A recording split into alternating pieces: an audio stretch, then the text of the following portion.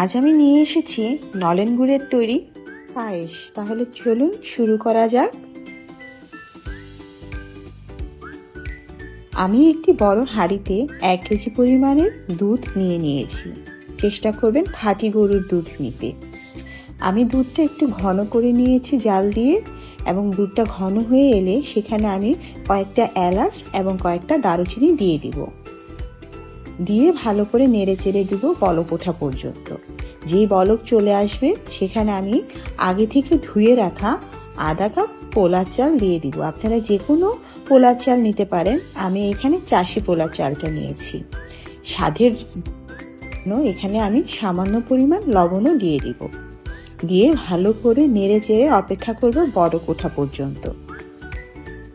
তারপর এখানে আমি নিয়েছি প্রায় 2 টেবিল চামচের মতো গুঁড়ো দুধ। গুঁড়ো দুধটা দিলে এই ফিরনি বা পায়েসের ঘ্রাণটাই অন্যরকম হয়ে যায়।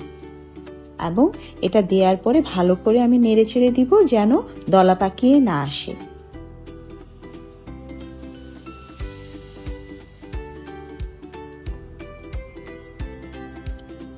কিছুক্ষণ পর পর আমি একটু চাল উঠিয়ে দেখব যে ফুটে এসেছে কিনা।